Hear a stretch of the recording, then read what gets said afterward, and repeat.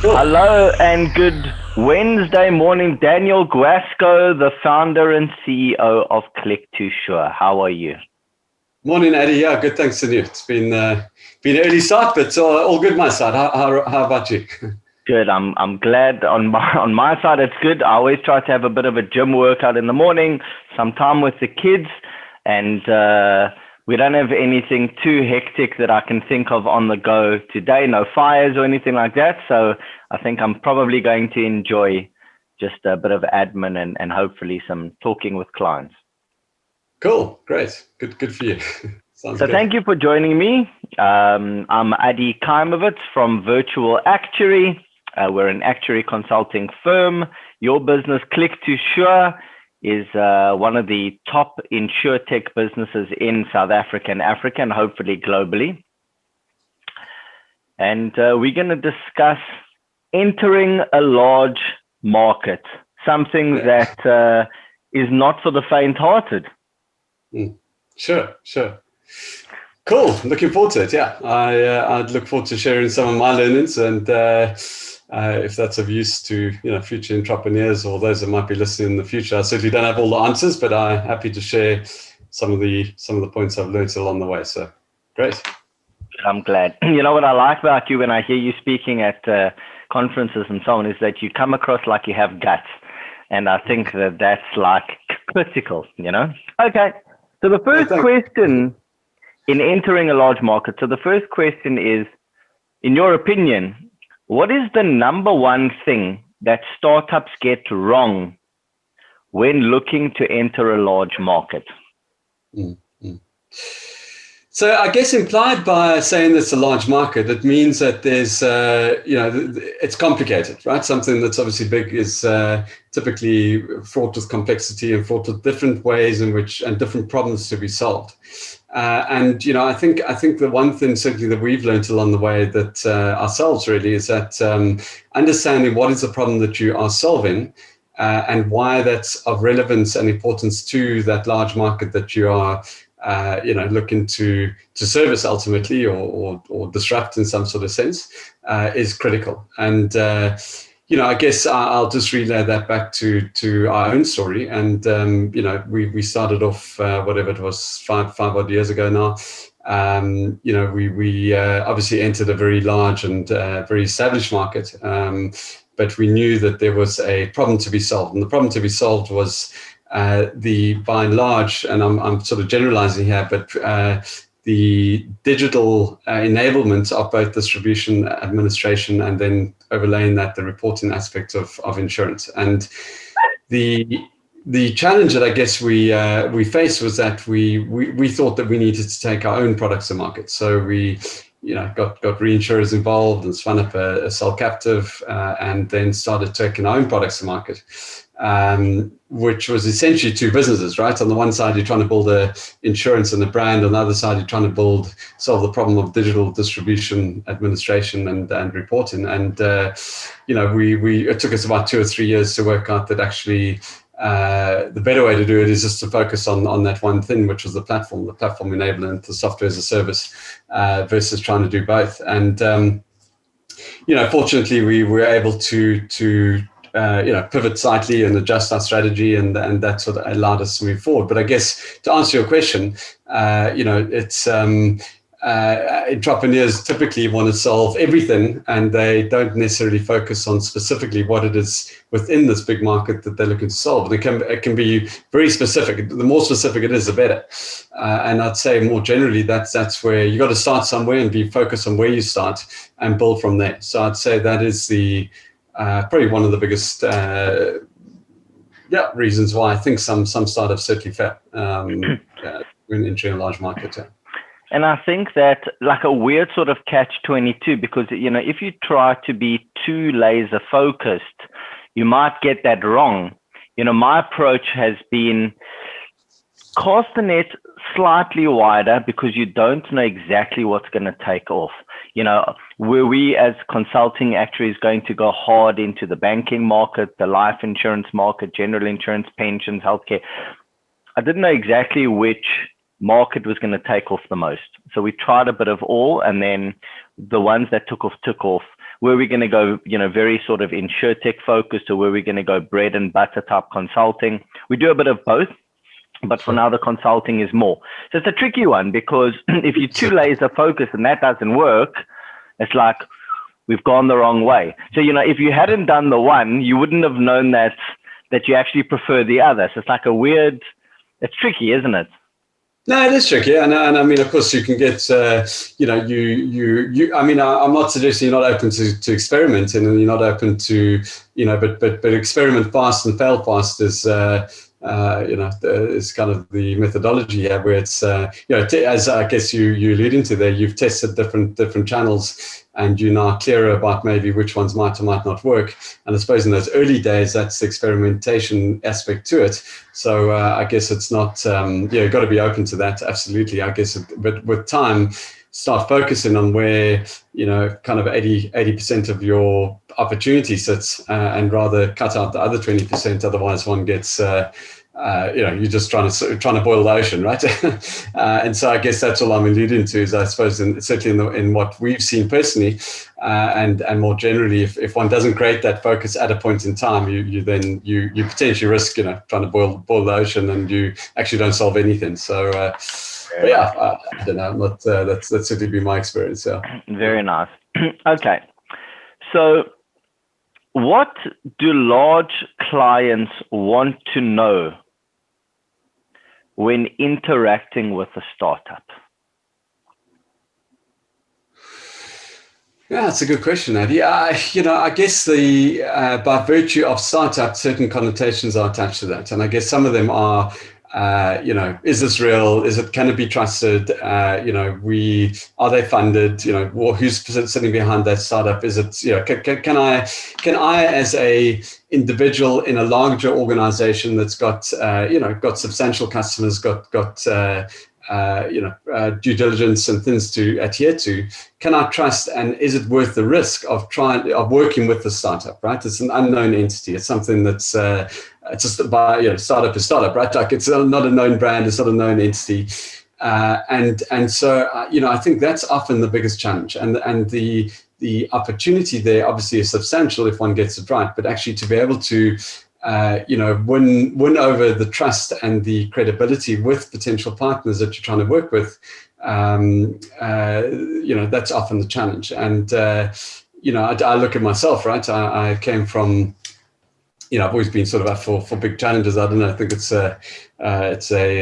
something in me which is probably an issue more than the enablement. But I'm always after sort of solving big challenges. And so, prior to this journey, I guess I was involved in the Groupon business, or what was Plangu that sold to Groupon, and that was we were challenged in retail and e-commerce, and we built that up over time. And then we stepped out of that, and now I'm in insurance. I knew nothing about insurance, right? What I know about insurance, I learned over the last 5 years alongside a team. Now, obviously, going into that industry, it's not easy, right? You have to build out network, you have to build out credibility, you have to build out a position in that market, which takes time. And so, I guess there are ways to do that, and getting involved with specialists like yourselves, I guess, Virtual Actuary being specialists as they are. Those are maybe some of the ways to assist in that process. But ultimately, you as a startup are having to convince somebody who's sitting in the corporate, who ultimately his job's on the line if they get it wrong. So if they back you and you don't deliver, or you don't quite meet up to expectations, their job's on the line. So it's often easier to go to default back to an incumbent, known provider, known whatever it is, versus trying to work with a startup. So I guess that's the challenge. Yeah, I'm so tempted to say, how do you overcome this problem? But we'll go down that rabbit hole and we'll never return, and it's not one of my questions, but how does one then convince a big client to give you a chance? Is it the pricing? Is it the people involved and what they've been involved in, and you try and get that track record? So it's a long rabbit hole to go down, but no, it is. Yeah, it's talk on its own, I think. But we've certainly we've made mistakes and learned a few lessons along the way too there. But anyway, let's save that for another day. Perfect. Yeah. Question number 3. You did very well on that one, by the way. No, thanks, Adi. Cool. Question number 3. What was the harshest lesson click2sure has learned so far? The hardest lesson we've learned so far. I think probably the hardest lesson we've had to learn so far is that it just takes that much longer. And the bigger the industry that you are in, and the bigger the problem you're trying to solve, and the more legacy associated with that, the bigger the challenge. And so, I guess, when we started this business, we said, cool, we're going to digitize distribution, administration, reporting. Well, actually, we didn't say that. We actually said we were sort of more distribution focused. We said, how do we enable the distribution of insurance into certain key channels where a broker or call center can't intermediate that process. And, obviously coming from e-commerce, that was the obvious one. And then realize that actually a whole bunch of stuff, right? In terms of the complexity of that, compliance, legalities, you need obviously insurance company to back you. The regulations talk about a call center and a broker. They don't talk about digital channels. And so the list goes on and on. And so that journey has been, what we thought, great, plug and play, build out a bit of tech here. That's maybe a year journey, get some distribution going. We did that too. But problem solved. And so the rest will follow. It wasn't as simple. I guess that's a challenge predominantly in startups. It's always, the bigger the problem, the more complex associated with that, the longer that industry has been in existence, and the more compliance and regulatory aspects are associated with that, the longer the journey, the more complex it is, and it just takes that much longer. And I don't think we went into it naively in that sense, but I guess we didn't, we just didn't anticipate the level of complexity that there was to solve. And secondly, the need to change, right? And I think that's a big one. It's when an industry has been there for so long and it works, on the surface it works so well, right? You've got billion-dollar companies globally that are generating good profits. Why do we have to change? Why is there a need to change? And the obstacle to making that change happen is substantially greater. And so I guess that's those are some of the learnings that we've had to have along the way, and specifically where you're reliant on partners. So I guess to a larger degree in prior businesses that I've been involved with, where it's been more sort of direct to consumer, and it's been building out, whatever the Groupon business, which is direct to consumer, you obviously had to attract customers, you had to attract, it was a marketplace kind of player. We had to attract merchants or suppliers. At one point it was a frenzy. People were emailing. It was a frenzy. It was there's this, you've got to get this like headboard for your house, for your bed. And it's like, headboard, everyone's getting this headboard if you buy it today. It's like, headboard, okay, get it, it was a frenzy. No, it wasn't actually frenzy. It was clever marketing, clever positioning. And, I guess on the one side, I guess it was also a massive enabler to kind of more SMEs and consumers on the other side. And, in terms of enabling the supply chain. And, there were so many businesses that the amazing part of that journey, let's not go down that rabbit hole either, but the amazing part of that journey was the enablement that we created on the one side for, smaller SMEs that could now, get traction, get volumes, get revenue. On the other side, obviously, I think we all went sandboarding. Exactly. Yeah. But to answer the question, sort of close it off there, I think it was, it just really is, it really does take that much longer, and specifically where you're reliant on so many different partners, and insurance is a great example of that, where it's reinsurer, insurer, different distribution binders, that are in place. You got the distribution channel, and it's just not simple. It's complicated. So it needs a real shift, and I guess that shift that certainly we've seen is the whole COVID-19, the shift towards e-commerce, digital points of engagement, and so on. That's really ignited our business in the sense that if you haven't yet enabled that, you've got a problem, and you've got to do that, solve that pretty quickly. And so, it's been an interesting kind of 6 Can only months. kick the can down the road for so long. And so I think really the take home is try and have more money in reserve, because you'll probably only earn some money longer than longer than you think. And then also try to just keep expenses low. because, your budget is probably going to be out. Okay. So you've been quite big in interacting with investors. You've successfully done so. And so what are the meetings like with investors?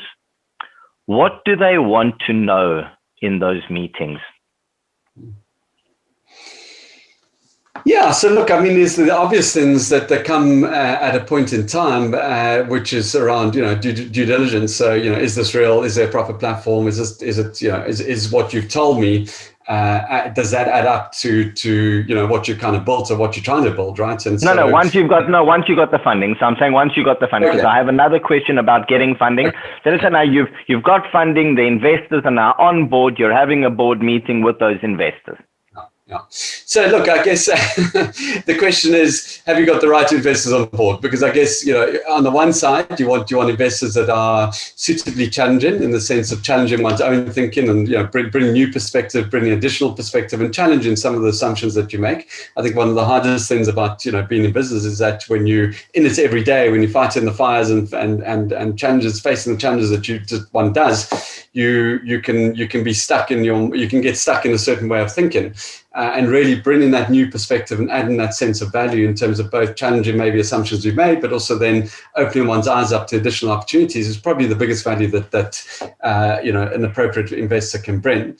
Coupled then with distribution and revenue type opportunities. So through their network, through their partnerships, through their their incumbent businesses, they can open doors into new revenue generating opportunities. And I guess those are the two for us, certainly. And I think we've been very lucky in terms of the investor base that we've managed to bring on board, and we're very, very, very fortunate to have the investors we do. So I think it can go horribly wrong. I think you can get investors that are chasing returns in the short term, and traditional kind of VC models, which are just specifically where there's a bigger market and a bigger challenge problem to solve.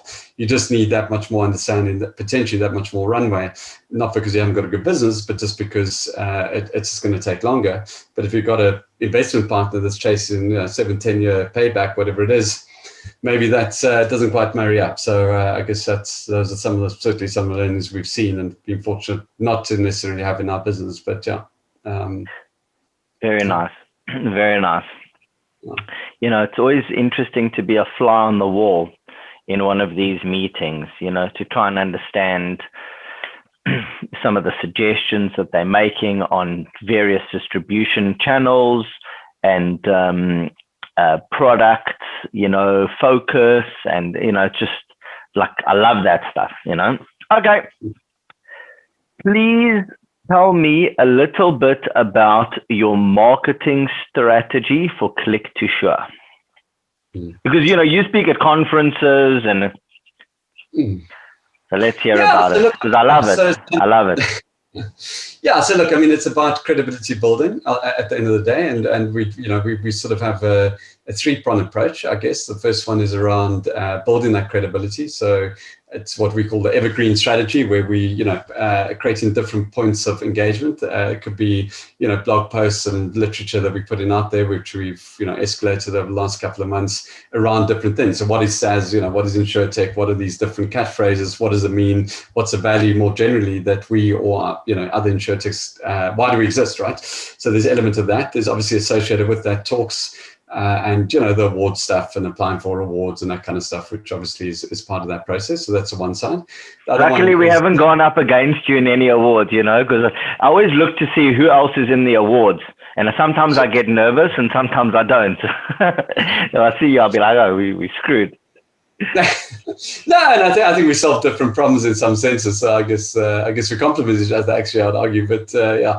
But anyway, so that's kind of on the one side. I guess the other side then is looking at very targeted approaches. So obviously, we are B2B, so we are looking for retailers, financial services companies, telcos, whatever, employee benefit schemes, UMAs, insurance structures more generally. There's sort of two categories of partners that we target: insurers, traditional insurers, UMA structures, cell captors, whatever the case might be.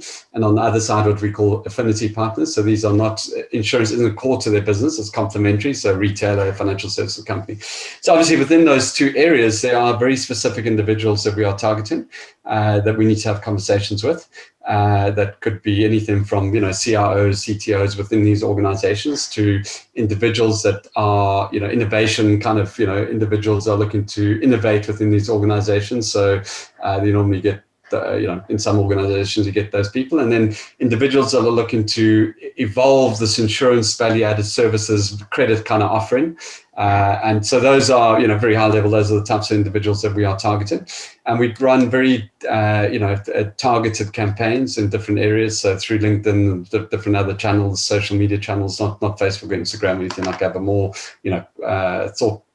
sort of spaces like LinkedIn, where we're driving campaigns into that base. So I'd say, by and large, that's what it's about. It's obviously, it is also network, and we're obviously fortunate to have a good investor base that can, lead us into CEOs of companies, or whatever the case is, or heads of different divisions. But it's about presenting a brand that it's creating that credibility, right? And the credibility comes through individuals involved. So, thought leadership and that kind of stuff is important, but also then, partners. So the partners that we work with builds credibility. And it's like, if you work with that guy and he's my competitor, maybe I should chat. So it's trying to do an element of that too. But I'd say those are the high level. That's kind of how we look at our marketing side. Don't you always find it absolutely fascinating when people say, how do you reach out? How do you advertise? Like back in the day, it was like golf days, a fishbowl with business cards and cheese and wines, and bringing people to your office to do a presentation and giving out books and pens, and like going to conferences a million miles away and mingling and putting adverts in magazines. And I think to myself, like, that is just so 1980s. Like if you're a business and you do not have a LinkedIn profile, or you're not interacting with people digitally, or doing blog posts, or, trying to get into digital conferences or live conferences as well, which ultimately has digital reach once you do the videos and so on. Like that's the world that we're living in at the moment and it doesn't even cost that much. If you've got a proper story about how you're actually changing an industry for the better, it's newsworthy. And in essence, any of the publications that interact with that industry want to know why you are newsworthy, because their readers want news. So that doesn't actually cost anything. For sure. No, 100%. You're spot on right. And I think, Adi, you too, you've done a great job at sort of getting that, giving a proposition. Come on. Every other day I'm reading about virtual actuary. So but it is so important. And I think to your point, I think it's, the world has radically changed over the last 6 months, but it always was changing. But, I just think about the number of meetings that I can now, my days are just jam-packed with meetings, a Zoom meeting, Hangouts, whatever it is, just, interacting with key individuals that you want to have a conversation about. But it's less so about traveling to a meeting, traveling to an event, talking at that event. We can just get so much more done, which is, I guess, in itself has some risks in terms of burning oneself out as well. But it's good. It's a good enabler. But you're right. Very nice. Very nice. Second last question. We'll see how much time we've got. What is the secret to closing a funding deal? Because you've closed some funding deals, and people want to know, like how do you close the deal? Because they're interacting with investors, and there's interest, and they're meeting, and nothing ever happens. But you seem to close the funding deals. What is the secret?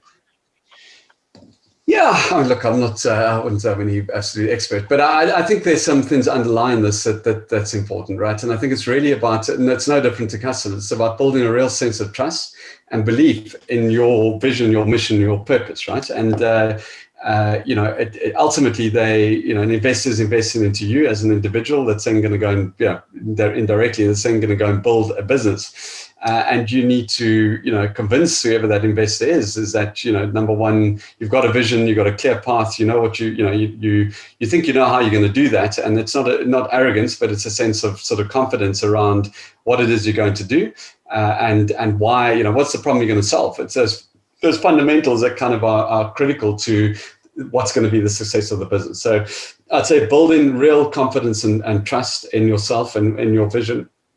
and mission is key. That having all the basics in place, right? In terms of like due diligence, financials, like kind of what's your product roadmap, depending on which stages of obviously funding you're trying to raise at. But it's having the underlying fundamentals, which then adds up to building that trust, have got to be there, right? So when an investor asks for, I don't know, your financial forecast or your sales pipeline, whatever it is, you can't be fumbling around trying to get that together. You got to have it ready, and you got to be able to talk to it very convincingly, and it's got to be real. It's got to add up. So, I think that's the biggest sin. And I think, if I look back to some of the rounds that we've raised, the one thing I've always done is I've been very quick to be willing to go meet with that team. So, we have a preference to raise more internationally, and we have done that. And in both instances, certainly in the more recent ones, we've physically gone there to meet the team. And I think that's so critical if one's trying to raise money outside of one's own jurisdiction, because, Africa, other side of the world, neither of these investors had ever invested into Africa prior. There are all kinds of misconceptions and connotations associated with that. And so, to expect somebody to drop a few $1 million, whatever it is, into your entity on the other side of the world, they want to meet you. They want to know that you're kind of real. And so I always push for that. Well, I certainly have in the past. I mean, I don't know how one does that in these types of times, but I think that's been quite a key indicator, certainly in terms of feedback I've got around, adding really a real sense of trust. It's like, you're serious about this. You want to partner with me as an investor to the degree that you are going to come and meet me. And, I'm not expecting you to, but you're kind of serious about this. And so it's building that trust both ways, I guess, too, in the sense of knowing who those investors are and why you want to work with them, and then to every degree possible, building that trust. And so I don't think it's any massive secret, but I think those are some of the tricks that we've. Are you normally conservative about your sales projections? Because sometimes they have clawback clauses if you don't hit those targets, or are you normally quite conservative, or do you show them like the sort of mid best case scenario? Look, I try to present a plan that I believe in ultimately, and it's not about, and that's not under or over. I guess the challenge that we have, you've got to believe in that plan, and if you don't believe in the plan, it'll become very evident very quickly. And obviously, that plan's also got to be built off some solid foundations. So, I certainly, I'm not to say I've got my forecast right. I probably never have, but it's not. It's more just, as long as the fundamentals that you presented add up then to that, to what the plan is, and it makes sense. If things don't play out, whatever, partners take longer to make a decision, tech is taking longer to develop, whatever the case is, as long as you've built those foundations and the investors are on side with that, you can explain that away if there are delays. And that's the most important thing. So I think it's really understanding the nuts and bolts of your business to be able to justify that. And did you have independent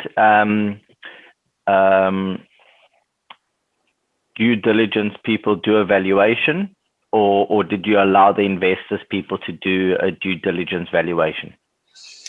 We have. It wasn't contingent on deals that we've done, but generally it's one of the things that certainly we use in terms of raising internationally is that if you look at these sort of multiples and the valuations that let's just use Series A, Series B, whatever, come out at relative in a South African context relative to sort of a US European context is radically different, right? If you're raising the Series A in the US or whatever it is, your valuation is substantially more, but so is the amount of money that you raise, but then also your expenses are radically more. So what we often find is that, when you go into an investor and you say, look, here's a comparative, here's a US European comparative, this is how much they've raised, this is their valuation. We kind of aligned, but we actually only need this amount. And we're still going to give you the same kind of, sort of equity in it. It's quite an interesting conversation. And so, I certainly think that's certainly some of the value that potential partners have seen, more international partners have seen in potentially working with us. I don't know, it's a little bit of an assumption there, but certainly investors are like, it's a two sort of, the two sides of that coin, because the one is like, well, are you raising enough? You've got to convince them, but that's about, the story, the underlying logic around your business plan that you've got to convince them on. But, once they get their head around that, so they say, well, actually, it's actually, we're getting kind of more here. And it feels like a de-risk kind of thing, and we can still grow that internationally. And, it makes a lot of sense potentially. So I guess it's, Yeah, we've certainly seen that play out. So I guess to answer your question on valuations, we've had both. I don't think any of our investors don't sort of reach out to independent sources to value, to check kind of valuations or whatever. They're all listed companies, or they're pretty substantial in their own right, so they have to justify their own decisions. But yeah, so it normally requires an element of external due diligence that then comes together to validate whatever we say now. Very nice. And the last question: what does one of the top entrepreneurs in South Africa do for fun? What do I do for fun? And that's a business question. Make no mistake. It is, and it's an interesting one. I think it's actually one that I've been contemplating quite a bit around. I'd like to do a lot more of that. Probably don't do enough of it. I think I'm very much heads down in the business 24/7. But I guess more broadly, spending time with family, and secondly, I quite enjoy running and keeping fit, and so I try and keep a good cadence in that regard. So. But I wouldn't say there's anything radically out of the ballpark that I do. But those more high level, I'd say that's what keeps you busy outside of the business. Yeah. Very nice, very nice. Well, Daniel Guasco, thank you very much from click2sure for joining me here on this Wednesday. This has been fascinating insight, and go ahead and take over. Adi, thanks so much for the opportunity, and well done again to yourself in terms of what you're building on with Virtual Actuary as well. It's a fascinating niche that you tapped into there, and look forward to working with you moving forward as well. Thank you, Daniel. We'll be in touch. Take care. Ciao, ciao. Cool. Bye. Yes.